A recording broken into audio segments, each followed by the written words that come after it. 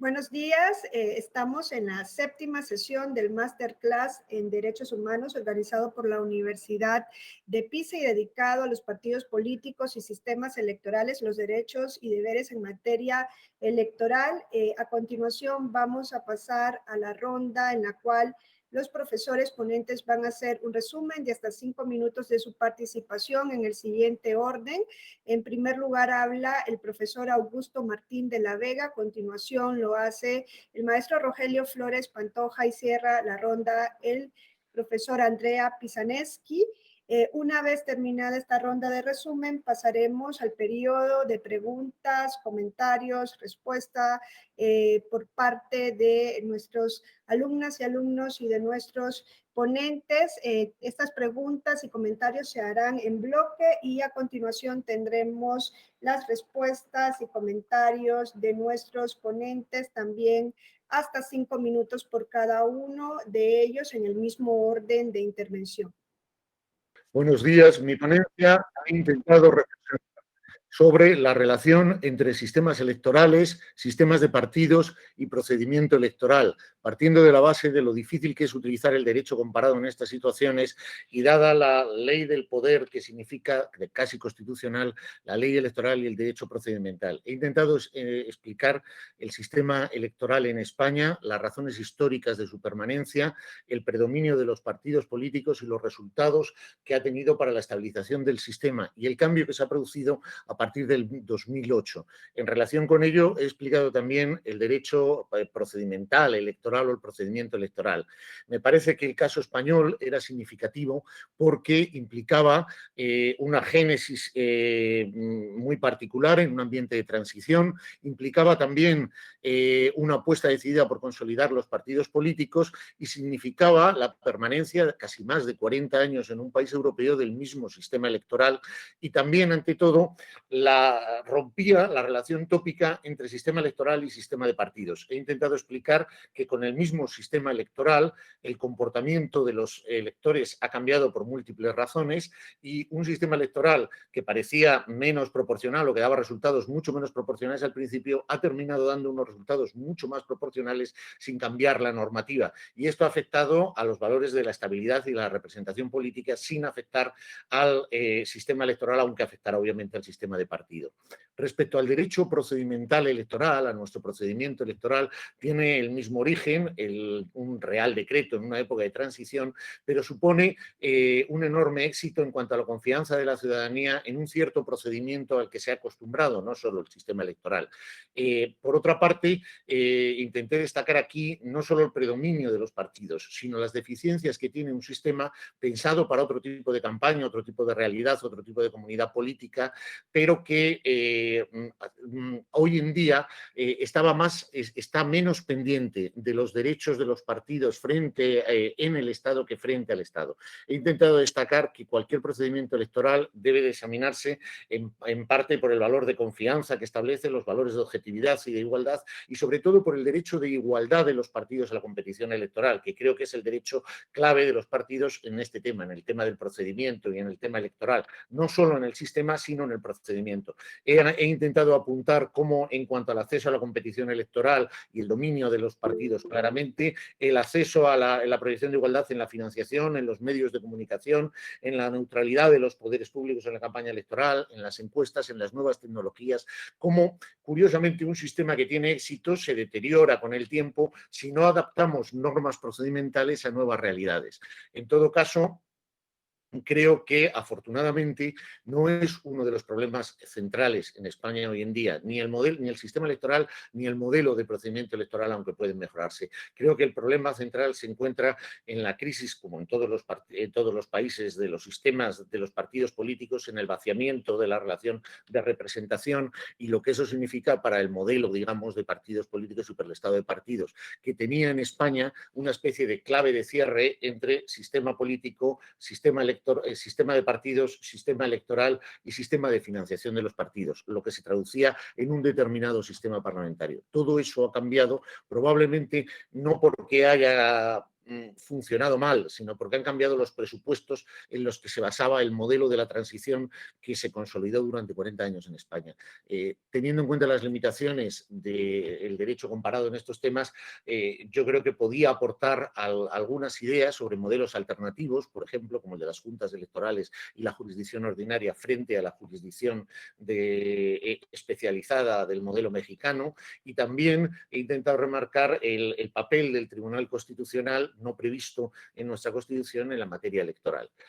En derecho electoral yo creo que lo único que se puede ver es si los sistemas funcionan o no funcionan, transmiten confianza o no transmiten confianza, si los partidos más o menos aceptan reformas que respondan a la razón de los ciudadanos, si se cumple el derecho de igualdad, si los partidos dentro de la democracia interna cumplen esa función de representación y de formación de la voluntad en el sistema electoral, también con primarias, y en un sistema como este, el ejemplo de lo contrario, de lo distinto, puede ser útil, aunque solo sea para ver lo bueno que uno tiene, que en este caso probablemente sea lo suyo y no lo nuestro. Muchas gracias.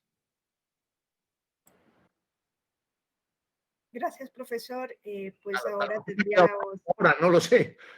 Sí, sí, perfecto. El maestro Rogelio Flores. Hola, Rogelio. Como me pasé antes, tenía mala conciencia. No, está muy bien.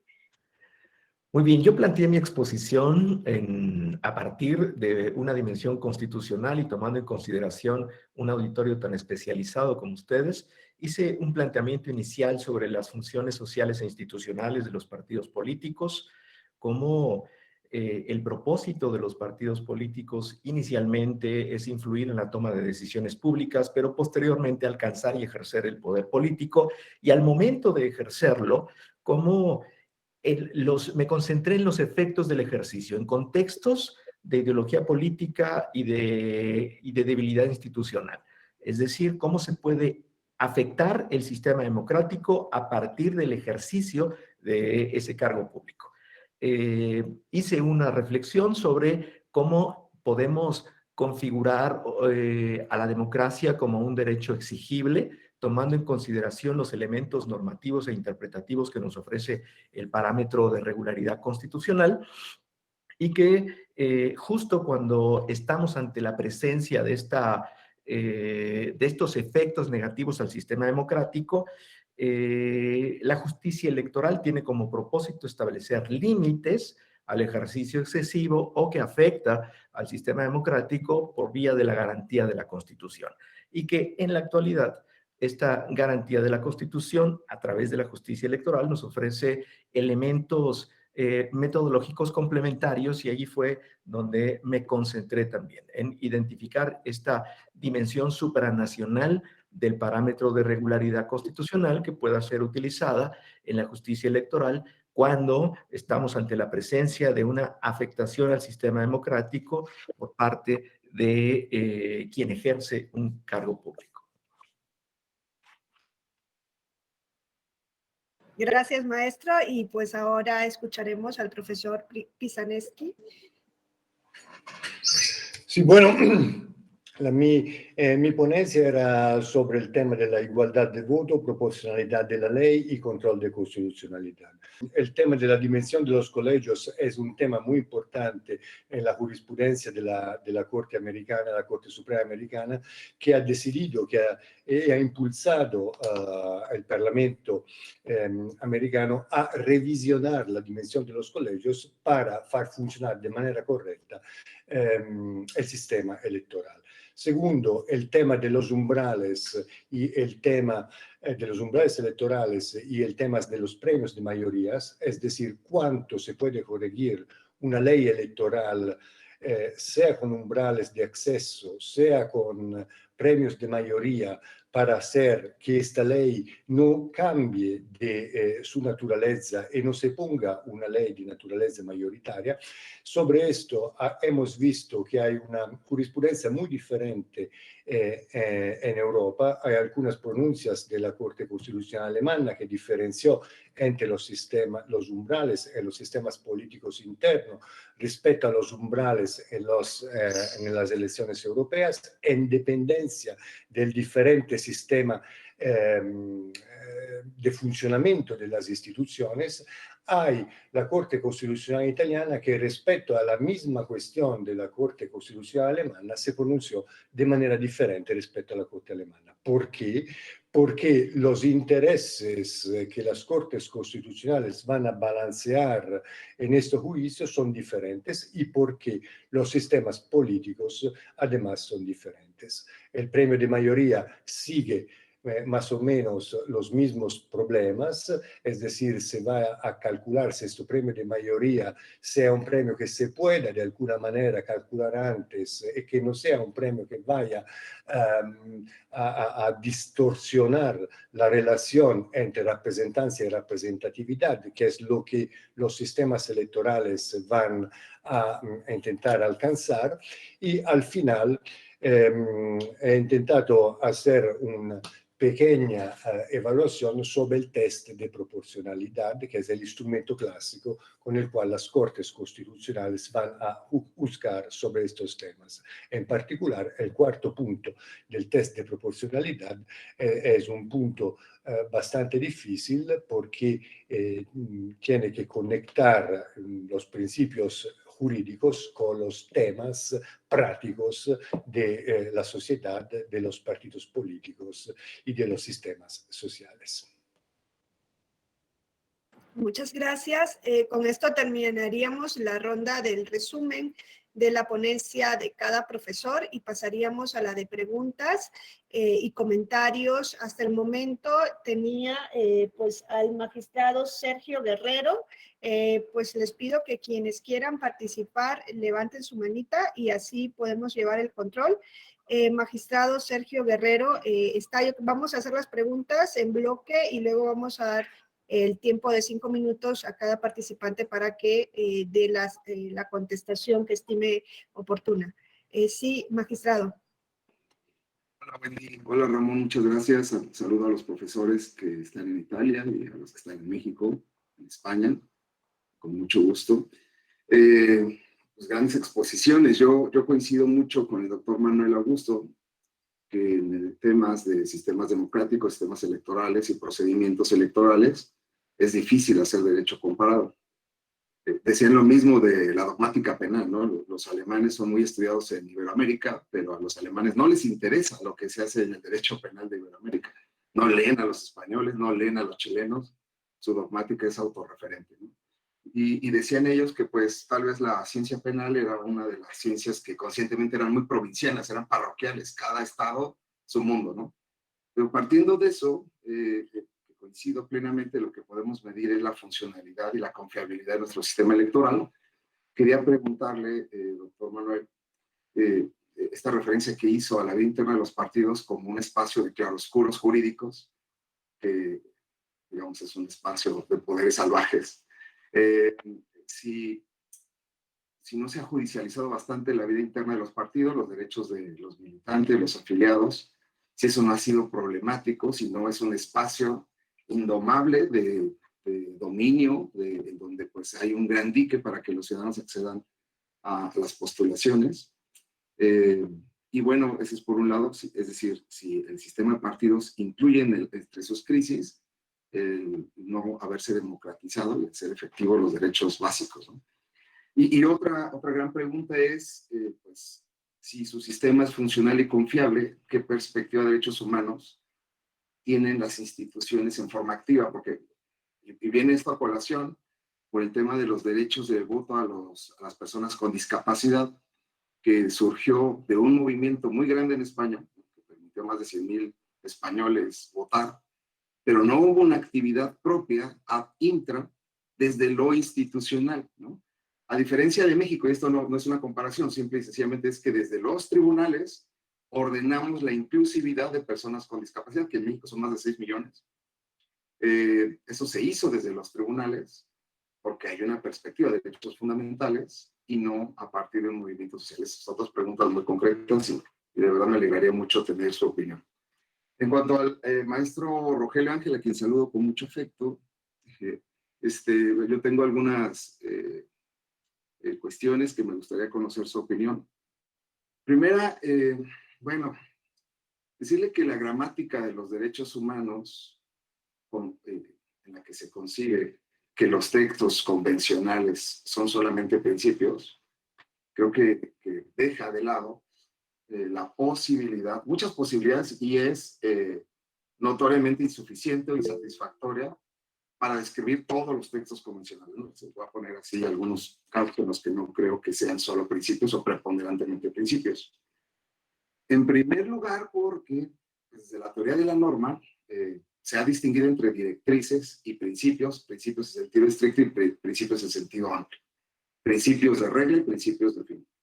Parece sí que las convenciones y también las constituciones están redactadas preponderantemente en forma de principios y directrices, incluso describen valores, pero eso no impide que cualquier tribunal, en general, ¿no? Los culturalistas, cualquier operador jurídico, ¿sí? Hasta el pueblo, puede interpretar los principios y los valores y convertirlos en reglas. No, no hay de otra.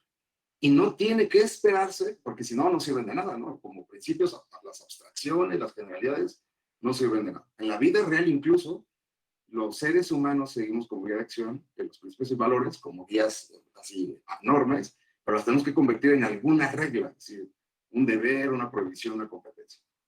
Pero ese es el primer tema, es que no es un gran problema que sean principios, porque incluso en la vida real, en el discurso práctico general, los convertimos en reglas. Bien o mal, lo hacemos.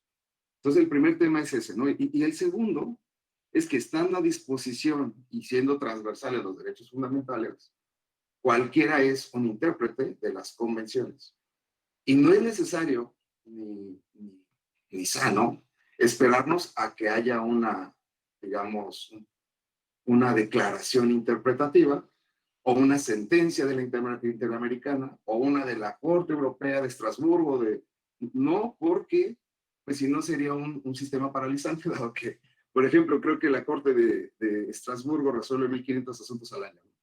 La Suprema Corte resuelve 1.000, la Sala Superior resuelve unos, cuando mucho, 5.000 de fondo, ¿no? El Tribunal Electoral.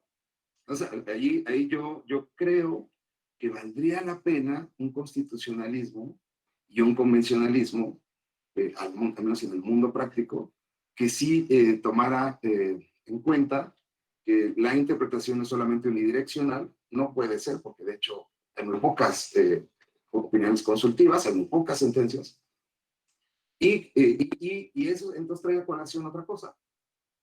Si uno estudia las sentencias de la Sala Superior, de las salas regionales, Rogelio, va a encontrar una riquísima tipología de derechos fundamentales, de derechos humanos. Incluso es más detallada, incluso es mucho más rica y más expansiva que las propias convenciones, ¿no?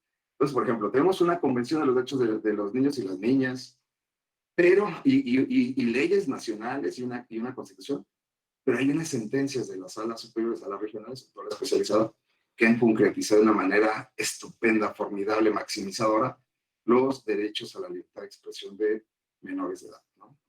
De la infancia. Entonces, también, tal vez, todo eso que yo decía es para ver si teóricamente podríamos configurar una dogmática o un estudio de derechos fundamentales, no a partir del sistema de protección, que luego suele hacerse así, muy procesal, sino a partir de la gramática regional de la propia jurisdicción, que ha construido una infinidad de derechos fundamentales específicos que no son ya propiamente principios, sino que, dado que están en sentencias, se han configurado como auténticas reglas a partir de eso que parece abstracto, ¿no? A ver, ¿qué te parece el planteamiento, Rogelio? Te mando un gran saludo, como siempre, y les agradezco mucho su atención a todos. Gracias, Wendy. Gracias, magistrado. A continuación, pues tiene levantada la mano también el magistrado Enrique Figueroa Ávila. Muchas gracias, doctora. También le expreso un reconocimiento a los tres profesores y un saludo a todas mis compañeras y compañeros. Yo quisiera referirme a los problemas de discriminación que pueden generar los sistemas electorales. En México, frente a los problemas de discriminación que hemos observado en la postulación de candidaturas, hemos utilizado mecanismos como son las acciones afirmativas, los ajustes razonables, Yo quisiera, aprovechando el expertise de los tres profesores, que nos platiquen qué otros instrumentos, herramientas jurídicas utilizan frente a casos de discriminación generados por los propios sistemas electorales. Muchísimas gracias y que tengan excelente día. Gracias. Y a continuación la maestra Yali Cruz. Hola, doctora, muchas gracias. Muchas gracias por su exposición a los tres ponentes. Saludos desde México. Bueno, mi comentario va encaminado a que hemos escuchado que los diferentes sistemas electorales están asentados en mucha desconfianza por parte de la ciudadanía. En términos del doctor Luigi Ferraioli, los sistemas tienen una serie de garantías que le dan validez al sistema completo. Entonces, aquí mi pregunta sería, ¿cómo hacer entonces que los partidos políticos no vivan en este espacio que se ha mencionado como la sombra del derecho? Es decir, ¿es necesario dotar aún de más garantías que hagan fuertes a los sistemas o esto generaría una sobreregulación que puede por sí misma debilitar al propio sistema? Muchas gracias. Gracias, maestra. Y pues a continuación vamos a tener la ronda de respuestas en el mismo orden, comenzando con el profesor Manuel Augusto Martín de la Vega. Hasta por 5 minutos.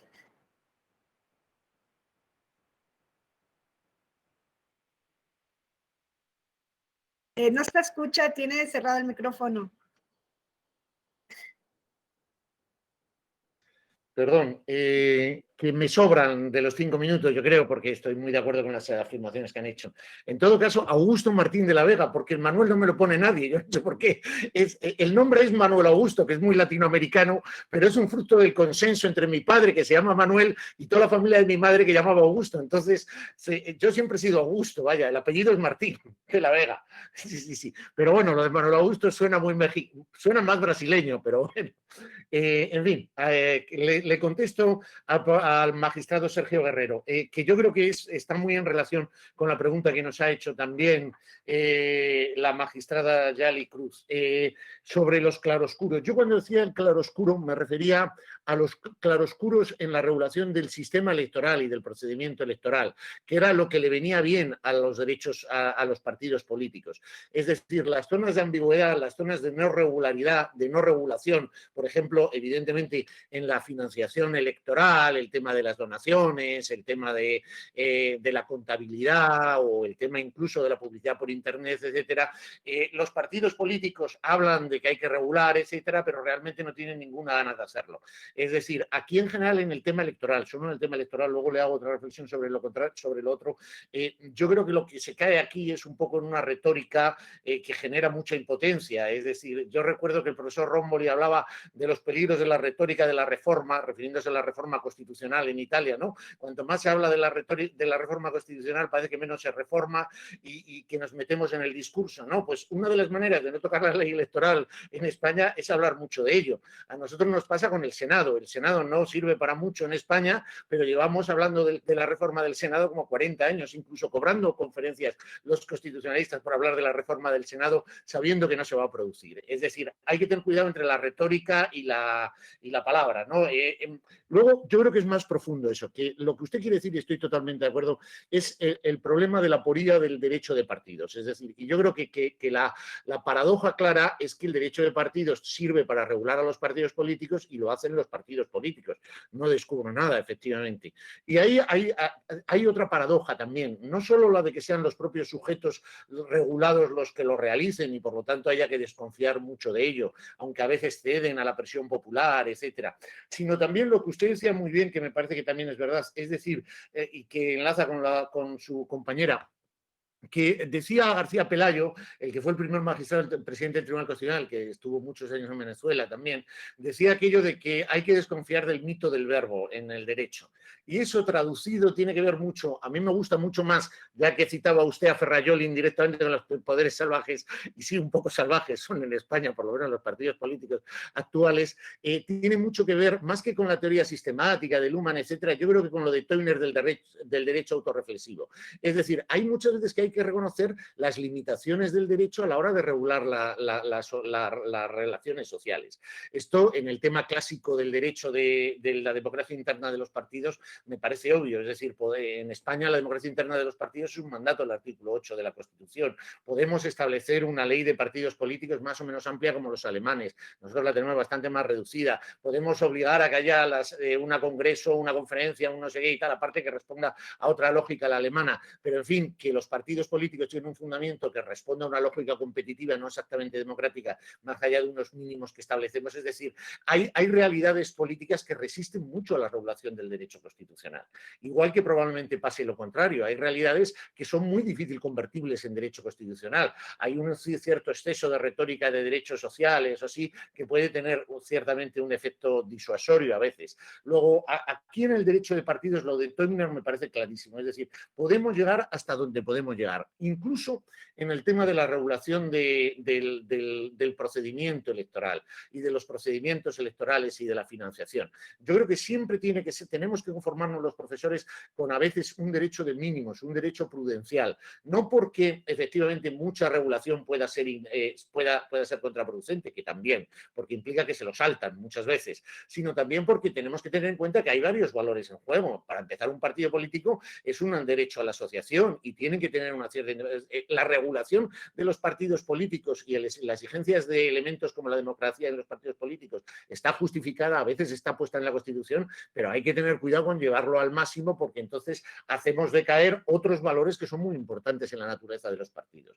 Es decir, está bien entender la constitucionalización de los partidos que se ha producido en Europa, es decir, considerarlos casi entidades públicas, pero no se puede parar lo otro tampoco, no se puede perder de vista lo otro. Y en la campaña electoral tampoco podemos perder de vista que se trata de una competición, de una lucha política, donde, en fin, el derecho es un derecho de mínimos, que a mí me importa que yo creo que sepamos lo que hay que salvaguardar. Yo cuando me dio el título de la conferencia del profesor Rombol y ponía derechos de los partidos, me quedé así un poco. Yo creo que el derecho que hay que salvaguardar básico es el derecho de igualdad entre partidos en la competición electoral, que es un derecho no frente al Estado, sino un derecho de los partidos en el Estado. Y entonces las situaciones que generen en un procedimiento electoral desigualdades notorias sí son controlables y sí son criticables y probablemente se puede hacer un derecho de mínimos. Es ahí donde lo que tenemos que garantizar es la competición, la igualdad de armas, que es un clásico en la competición electoral. Como derecho casi diría fundamental de los partidos, exagerando, quiero decir, como valor a fundamental. Y luego, desde el punto de vista de los deberes, yo creo que se puede exigir a los partidos políticos algunos deberes en relación con la articulación de la voluntad popular en un proceso electoral. Por ejemplo, la participación en un debate. Se me ocurre que no han declarado los tribunales constitucionales inconstitucional el que haya participación obligatoria en debates o algunas cosas. Lo que pasa es que eso luego, los resultados políticos de todo eso pueden ser muy poco efectivos.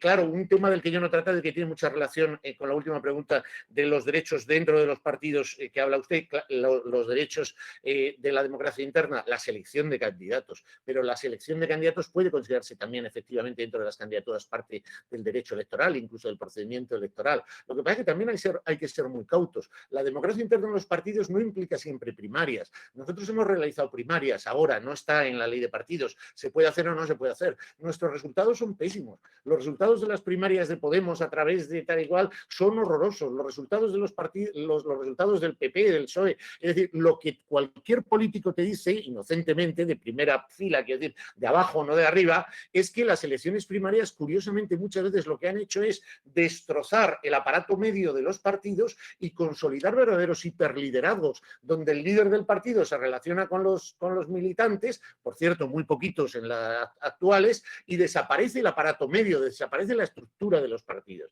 O sea que cualquier opción en este campo que limite, digamos, tiene sus inconvenientes también, y de eso se podría hablar durante bastante tiempo. Sí es distinto lo de la discapacidad, efectivamente, ahí tiene usted razón en una cosa. El modelo no jurisdiccional, que es el modelo español, un modelo casi de amateurs, de no profesionales. Fíjense, aquí somos miembros de las juntas electorales, a unos porque los sortean y a los otros porque nos eligen, y dentro de 4 años no lo somos, en fin, lo somos y dejamos de serlo. Es un poco amateur, efectivamente.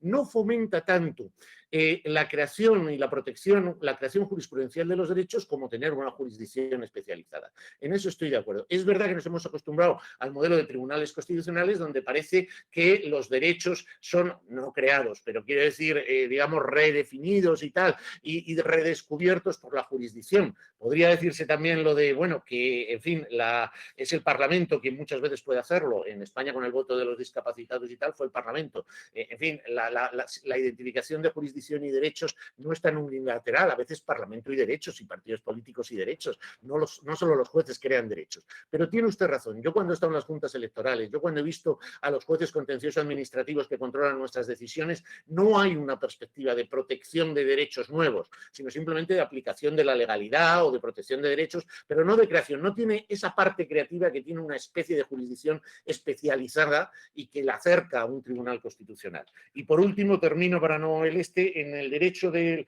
la discriminación en los sistemas electorales que planteaba Enrique Figueroa, pues tiene usted razón. A mí solo se me ocurre que insistir en un derecho a la igualdad de los partidos en la competición electoral ya no es discriminar a los partidos pequeños, que tiene mucho que ver con la financiación, con los adelantos electorales, con el acceso a los medios de comunicación, con el acceso a todo. Es decir, uno de los discriminados pueden ser los partidos.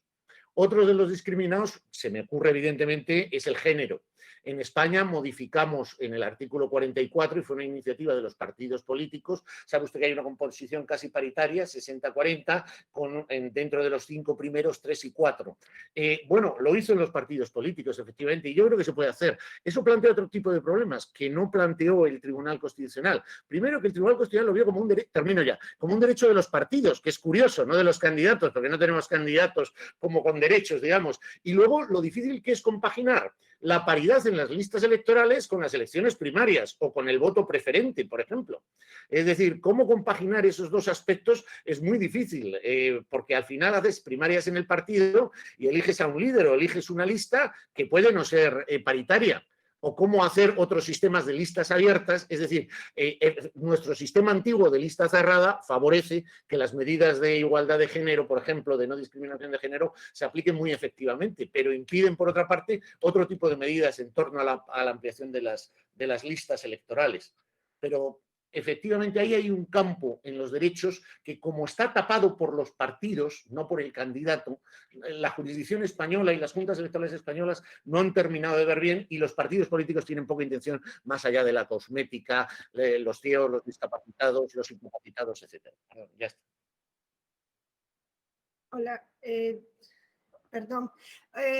Pues muchas gracias, profesor, y pues a continuación sí les pido a los profesores, si nos ajustamos a los 5 minutos por motivos de la grabación, pues le daría el uso de la voz al maestro Rogelio Ángel. Rogelio, adelante. Arturo, te agradezco, Sergio Arturo, te agradezco la pregunta. También te saludo con mucho gusto, siempre haciendo planteamientos de un experto en argumentación jurídica, por supuesto. Yo coincido totalmente contigo, Sergio.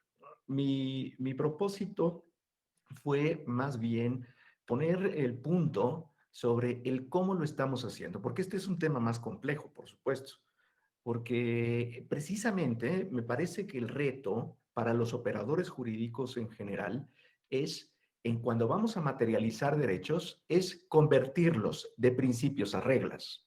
Ese es el objetivo. Y en ese ínter, en el cómo se está haciendo, ahí es donde yo he identificado algunos efectos negativos. ¿Cuál es el efecto, el principal efecto negativo? Si nosotros no tomamos en consideración, por ejemplo, el tipo de tribunal que está realizando la operación o a quien estamos haciendo el planteamiento, si es un tribunal con funciones de control o es un tribunal con funciones de aplicación. Después, ¿qué tipo de norma estamos utilizando? Si es una norma legal, pero también dentro de ello podemos encontrar principios legales, reglas legales, podemos encontrar principios constitucionales, reglas constitucionales. Después, ¿para qué lo estamos utilizando?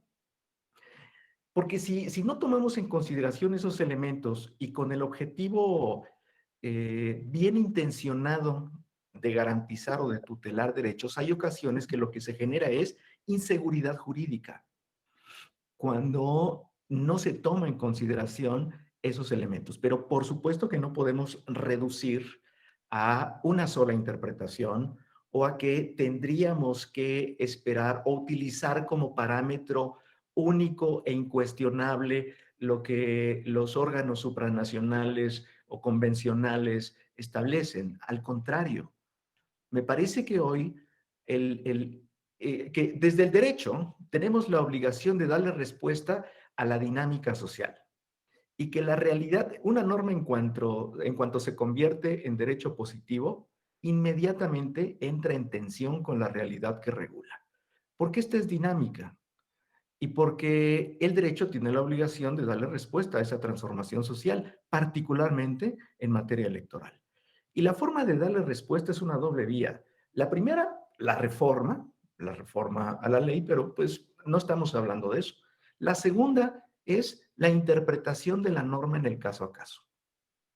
Por eso es que no puede ser, por supuesto, unidireccional, sino se tiene que tomar en consideración dos elementos en el caso concreto. La cualidad de las partes que están involucradas en el caso, como el tema de personas con discapacidad que tú referiste. ¿Por qué? Porque el efecto de la aplicación, aunque es la misma norma, no va a ser igual si no tomamos en consideración la cualidad de las partes involucradas. Segundo elemento, el contexto en el que se generó el problema jurídico a resolver. Y eso le da matices a todos los casos, nunca pueden ser iguales. Más bien, el propósito de mi afirmación tenía que ver con que hoy tenemos elementos para una interpretación complementaria. Es decir, la Corte Interamericana no tiene la verdad absoluta. E incluso hay altas cortes que han desarrollado jurisprudencialmente de una manera más rica algunos derechos, y en materia electoral particularmente. Porque en esta materia, incluso antes de la configuración constitucional de los derechos, ya se utilizaban estos instrumentos internacionales. Entonces, más bien, coincido totalmente contigo. Esto es una interpretación dinámica, complementaria. Más bien, mi punto era, ¿cómo lo estamos haciendo? Tenemos que repensar la manera en la que estamos utilizando todos los instrumentos normativos e interpretativos que la Constitución nos pone hoy a nuestro alcance, y que eso sea con el propósito de materializar los derechos, es decir, especificarlos, que no se queden ahí difusos, porque finalmente desde el derecho no podemos resolver nada desde lo difuso, porque entonces sería subjetivo. Y eso es un riesgo, que se resuelvan los casos a partir de parámetros subjetivos. Sino, tenemos que convertirlo de principios, de algo difuso, a reglas, a una descripción cerrada. Ese era mi punto. El cómo, ahí es donde me parece que estamos cada vez aprendiendo y aportando elementos para conseguirlo. Gracias, Rogelio. Gracias, maestro. Y pues cerraríamos la ronda con el profesor Pisamesky. Sí, gracias. Solo dos palabras porque los otros ya han respondido a la mayoría de las preguntas, pero también en relación con mi ponencia, me gustaba hacer solo algunas reflexiones sobre la pregunta de Enrique. Me parecía que era sobre el tema de las acciones positivas en el derecho electoral, ¿no?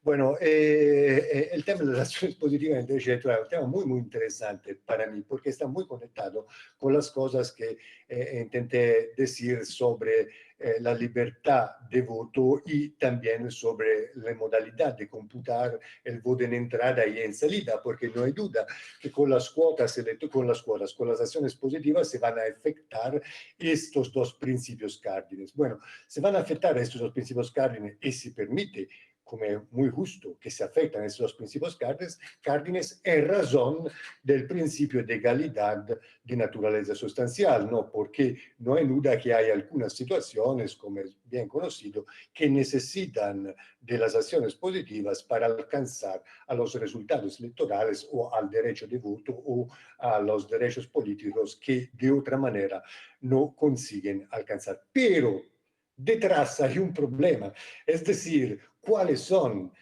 no, las categorías que al final necesitan todas las acciones positivas, ¿no? Porque hay muchas categorías que no hay ninguna duda que necesitan de acciones positivas, pero si siempre vamos con las acciones positivas, al final yo pienso que las cortes constitucionales o los tribunales electorales tendrán también que decidir cuáles son las acciones positivas que están garantizadas y son necesarias en consecuencia de una falta de igualdad y cuáles son las acciones positivas que no son de verdad necesarias.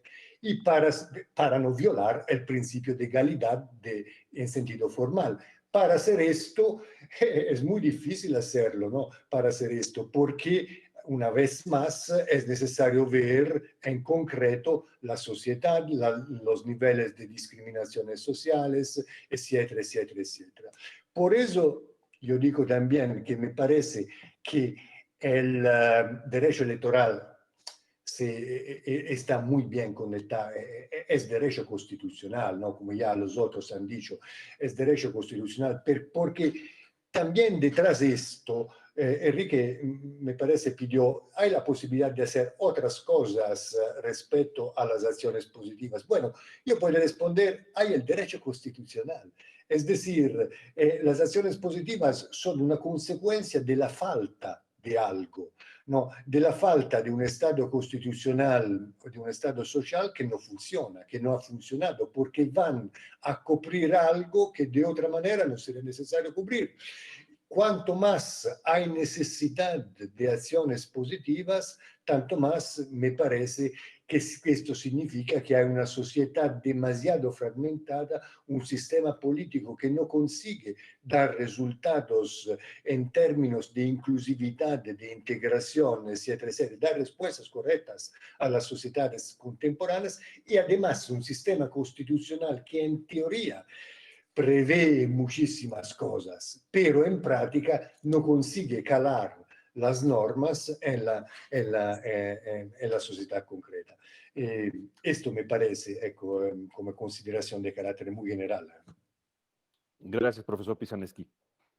Muchas gracias y bueno, a continuación le cederíamos el uso de la voz al profesor Roberto Romboli para que pueda hacer el cierre de la sesión. Gracias. Un saludo a Wendy. Gracias por tu participación. Nos vemos acá, dice, como programa. Bueno, muchas gracias a los ponentes. Augusto, sin Manuel, es Augusto. A Rogelio, Andrea, che è il rappresentante di casa in questa ipotesi, non solo per l'Italia, ma in questo caso, en este caso también por la Tuscania, no solo como Italia. Gracias a todos por la participación. Gracias a Antonello por la organización de la sesión. Nos vemos mañana a la misma hora con un tema que es muy importante, no que no lo era también hoy. Se trata de los juicios constitucionales en Europa, jurisprudencia de los tribunales constitucionales y de los tribunales europeos en materia electoral. Ponentes, el colega profesor García Roja de la Complutense de Madrid, Elviro Aranda Álvarez de la Carlos III y Simone Marinai de la Universidad de Pisa. Para todos un buen día y nos vemos mañana. Muchas gracias por la participación. Gracias. Gracias. Gracias a todos.